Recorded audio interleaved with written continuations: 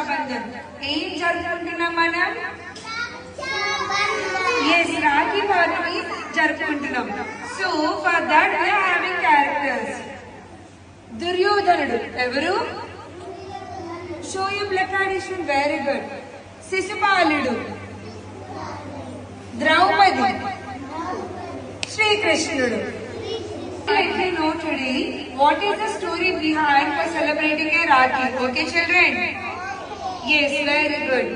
So ద్వాపర యుగంలో శ్రీకృష్ణుడు తన అత్త కొడుకైన శిశుపాలుడిని జన్మించగానే నిన్ను 100 తప్పుల వరకు క్షమిస్తానని మాట ఇస్తారు.